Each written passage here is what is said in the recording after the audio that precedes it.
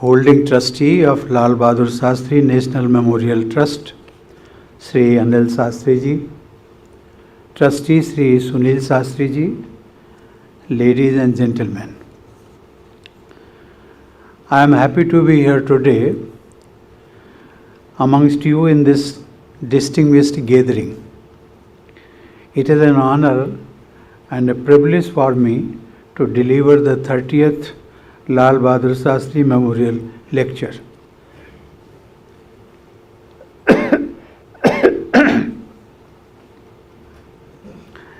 Just 3 days ago, we all celebrated the 120th anniversary of Shastri Ji. As our third Prime Minister, Shastri Ji took leadership of our country at a time when facing various challenges, including food shortages, soaring inflation, the aftermath of the Indo-China War of 1962, and growing tensions with Pakistan. Under these challenging circumstances, Shastri Ji took decisive action to ensure agricultural growth and national security. Shastri Ji exemplifies that the right actions in the present always secure the future of the nation. Shastri Ji's example is still relevant in our present context as well. Our future depends upon what we do today. So we must discuss, debate, and seek the best ways forward for the nation's future. One nation, one election is one such way to secure a better future for our nation. I thank the organizers for choosing such a topical issue for the 30th Lal Bahadur Shastri Memorial Lecture. Ladies and gentlemen, through thousands of years of experience, human society has learned the importance of relative certainty and predictability for the well-being and proper functioning of individuals, institutions, and businesses that form our society. The stakeholders could effectively cooperate only when policies have reasonable stability and predictability. Democratic systems strike a balance between the need for predictability and continuity in policies on one hand, and the citizens' right to order course correction on the other. This is achieved through periodic, predictable, free and fair electoral cycles. Participation in the elections enables the public to choose the individuals responsible for the governance for the society at the national, provincial, and local levels. Once elected, the representatives are given a fixed period to fulfill their promises. This has been the case since the ancient republics of the Lichavis, Vajis, and Shakyas. Ladies and gentlemen, our constitutional forefathers prescribed a fixed term of 5 years for Lok Sabha and state assemblies.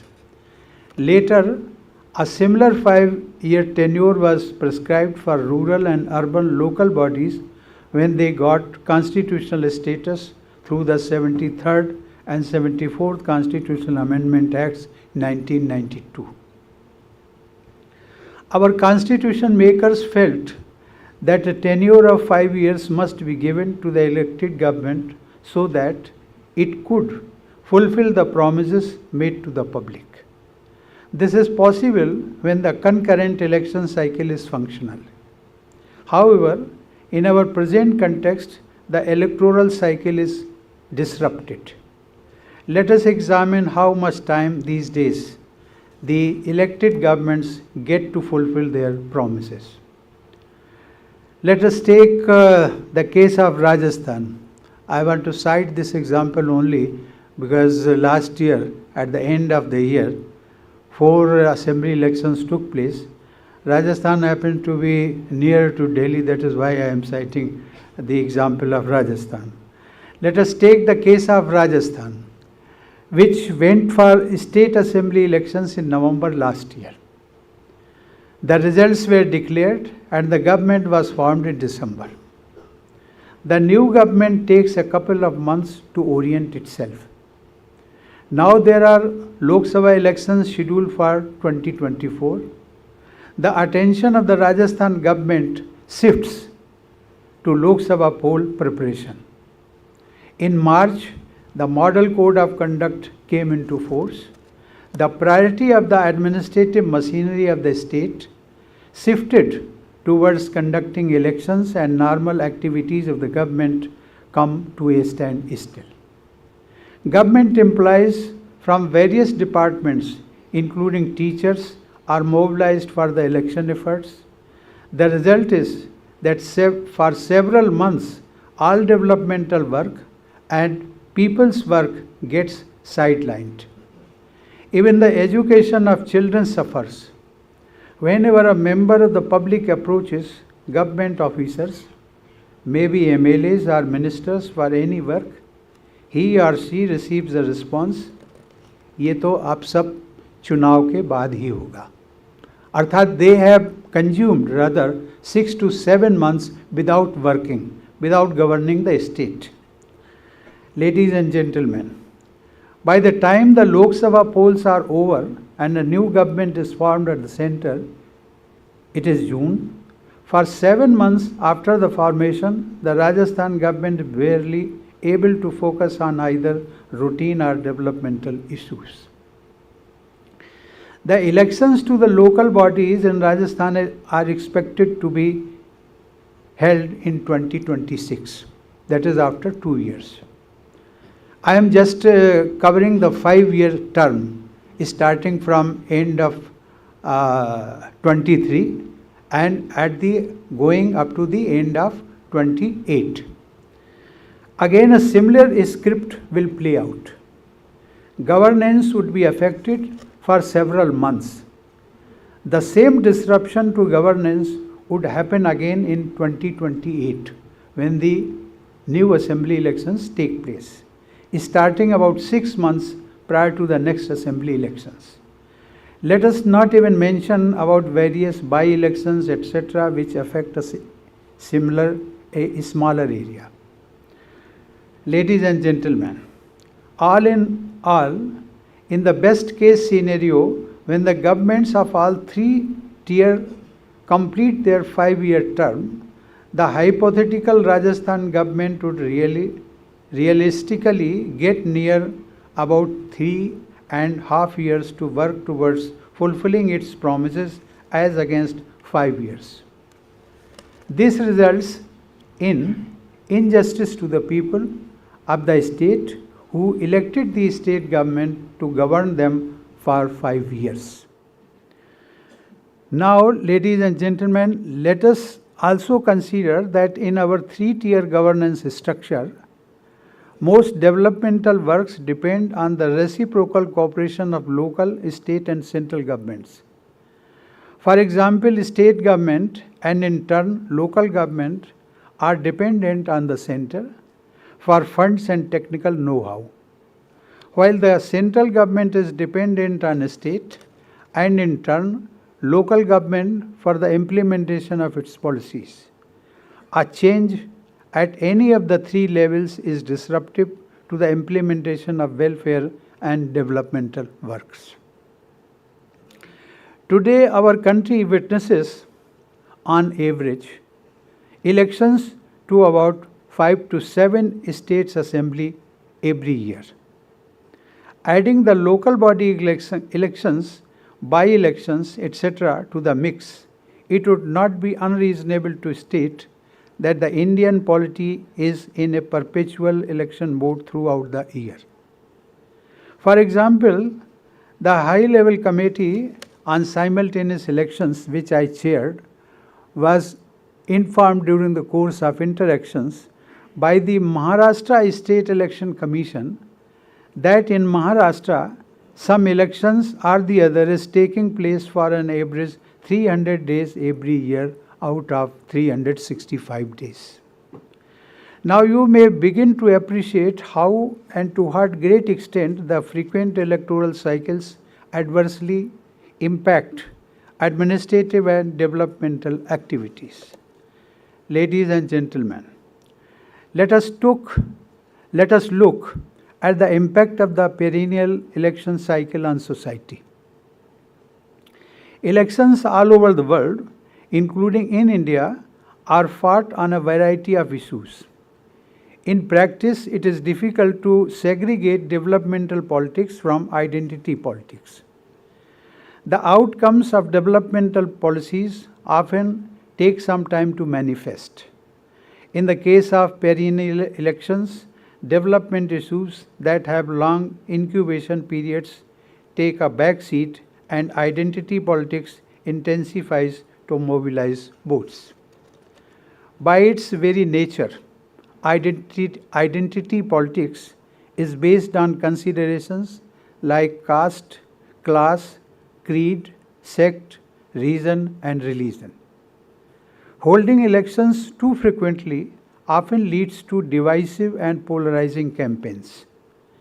In this age of social media, with its echo chambers, the polarization could be unprecedented. Continuous stress on these primordial identities during repeated Arabic election campaigns disrupts social harmony and fosters ill will and enmity among various sections of the society. This could have broader implications for our social cohesiveness. Such shrill, seemingly never-ending election campaigns also detract the focus of the public and the leaders away from the basic purpose of governance, like ensuring inclusive growth, improving quality of life, and striving for better health and education outcomes. Ladies and gentlemen, furthermore, studies show that frequent elections cause voter fatigue. मतदाता थक जाता है, avoid करता है vote देने से. The multiplicity of elections drives people to participate selectively in only a few of them. This voter behavior of selective participation reduces voter turnout in other elections as well. On the other hand, data suggests that simultaneous elections increase voter turnout.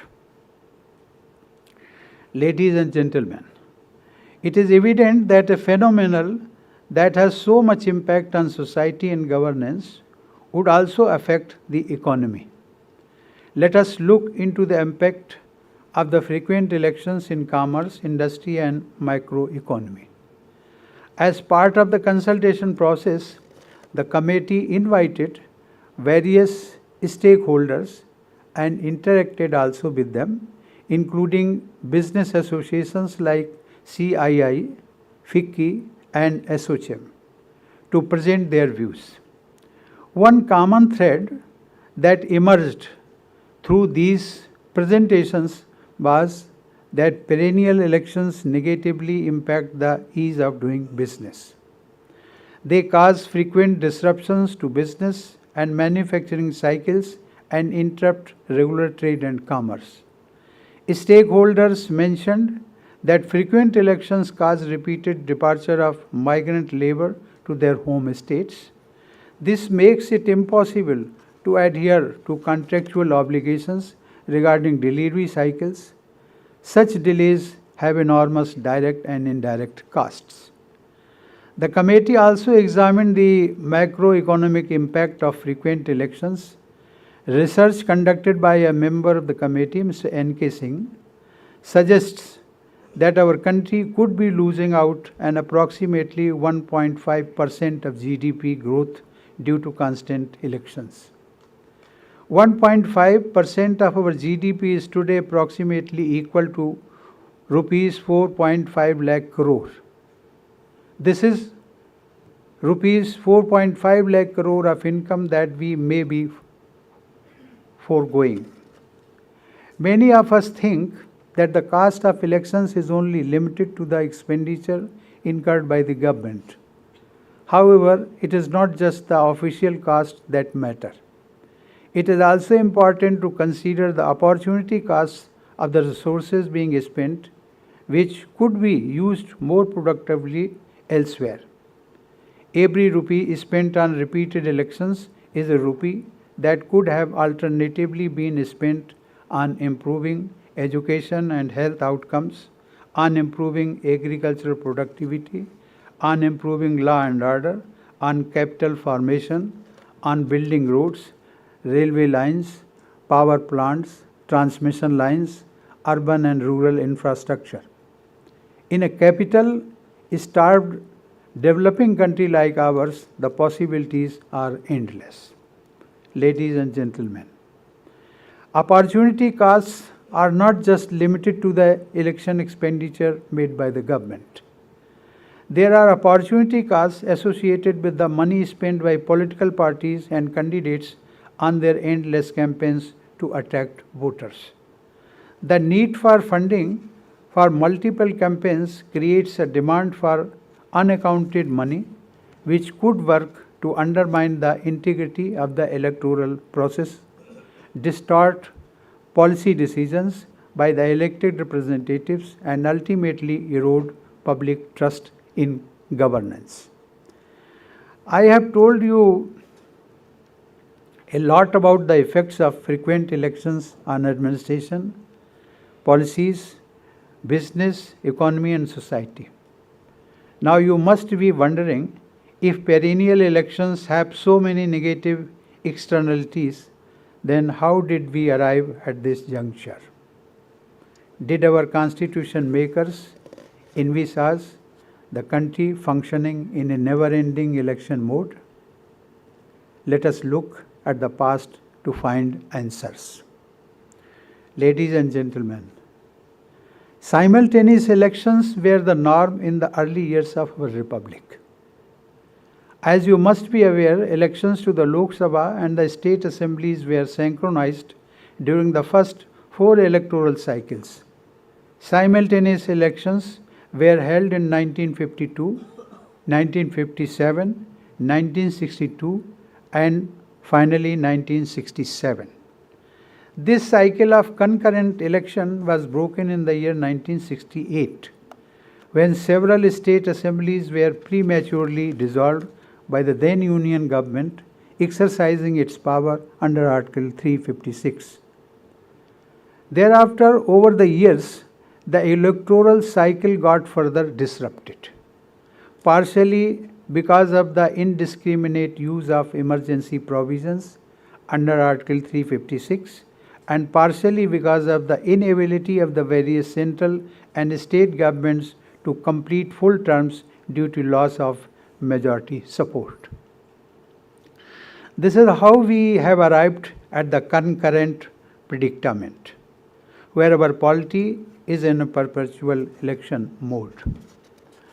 Some sections of society have termed simultaneous elections undemocratic and unconstitutional. It is hard to miss the irony when we look into the genesis of the disruption of electoral cycles. Ladies and gentlemen, where the premature dissolution of a state assembly is done in the right democratic spirit, we have to think over it. I will not venture into the matter. Enough to reiterate that unsynchronized elections are an anomaly. Simultaneous elections were the vision of our constitutional forefathers. Ladies and gentlemen, over the past decades, various stakeholders have expressed a serious need to end the perpetual election cycle. Simultaneous elections is not a new idea. The Election Commission of India, in its annual report in the year 1983, advocated the idea of conducting simultaneous elections. Law Commission, in its 170th report in the year 1999, said that simultaneous elections should be the norm. In its draft 2018 report, the Law Commission again highlighted the importance of simultaneous elections. In the year 2002, the National Commission to Review the Working of the Constitution recognized the bane of separate elections and urged for the restoration of simultaneous elections. In 2015, the departmentally related Parliamentary Standing Committee on Personal Public Grievance, Law and Justice conducted a thorough study of the issues involved in holding elections. It recommended that simultaneous elections will be necessary to enable our country to move on to the path of high economic development. Further, Niti Aayog also has analyzed the prospect of holding concurrent elections in the working paper released in 2017. This paper also underscored the desirability of conducting simultaneous elections. During our consultation process, just I may share with you, 47 political parties presented their views to the committee. 32 out of these 47 parties supported the idea of simultaneous elections. Only 15 parties did not. However, many among these 15 parties have supported the concept of simultaneous elections in the past at one time or the other. Ladies and gentlemen, we also invited former Chief Justices and other best, we can say, stakeholders in the country. Amongst them, 4 former Chief Justices of India and 1 former Judge of the Supreme Court, 4 former Chief Election Commissioners have unanimously supported simultaneous elections. An overwhelming majority of former Chief Justices of various high courts and former state election commissioners also supported it. The committee also invited suggestions from the general public through public notice. More than 21,000 responses were received, out of which around 80% were in favor of simultaneous polls. Ladies and gentlemen, even when we look into the global best practices with regard to electoral cycles, we find that several parliamentary democracies outside India follow synchronized electoral cycles.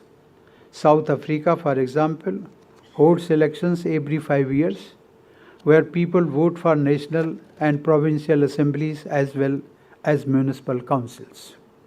Sweden has a system where elections for parliament, county councils and municipal councils all take place at the same time. In Belgium, federal elections take place every 5 years and coincide with European elections. Even in a large federation like the United States, the timings are synchronized for the election of the president, the senators, and the congresspersons. Even many local elections like the mayoral elections are also synchronized to occur simultaneously. Ladies and gentlemen, the benefits of simultaneous polls are enormous.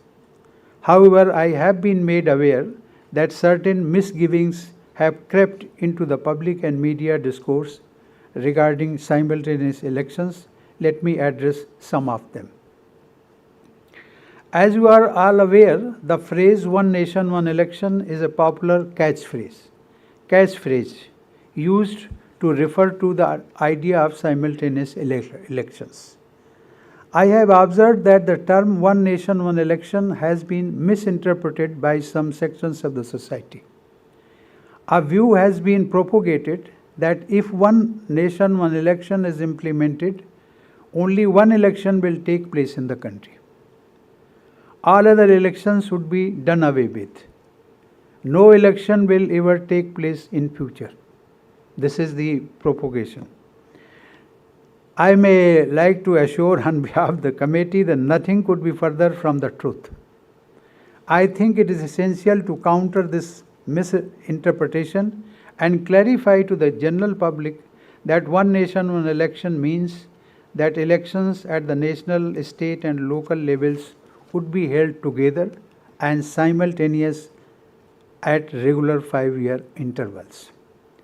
Another view has been propagated that simultaneous elections are somehow anti-constitutional and against the principles of federalism. Again, both of these claims are spurious. The idea of conducting simultaneous elections in our country is inspired by and derived from the vision of our constitutional forefathers. This is how the first 4 elections of our country till 1967 were conducted. Over the past few decades, the topmost constitutional and statutory authorities have called for a revival of the practice of simultaneous elections in the national interest. How can this idea be called anti-constitutional? As far as the principle of federalism is concerned, nothing in this idea alters the federal structure of our polity. If anything, simultaneous polls could only strengthen federalism, as the governments at all 3 levels would have to work together for 5 years without interruptions. Some say that in the case of simultaneous polls, the regional issues would be relegated to the sidelines. As Mr. Anil Shastri, you pointed out, I think this view underestimates the intelligence of our electorate. Ladies and gentlemen, I firmly believe that our country would greatly benefit from adopting simultaneous elections in its steady march towards a Viksit Bharat. Simultaneous elections will have long-term benefits such as better governance, policy stability, social cohesiveness, economic growth, and enhanced global competitiveness. It has the potential to be a foundational reform for a more inclusive and prosperous future. Simultaneous elections are in line with the vision of our constitutional forefathers. Ladies and gentlemen, I am happy that the government has accepted the recommendation of the committee. An implementation committee would now be constituted by the government to facilitate the implementation of these recommendations.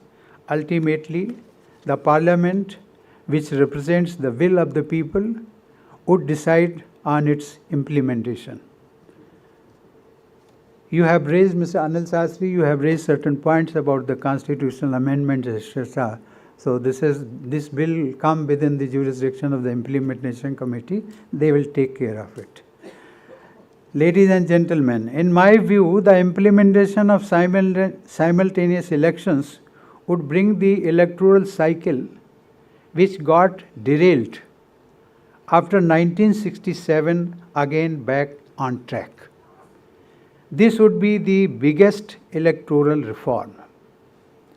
I urge everyone to set their partisan views and come together to act in our common national interest. Let us unite to build a nation that fulfills the aspirations of all its citizens and creates a better future for generations to come. Thank you for inviting me to share my thoughts with you.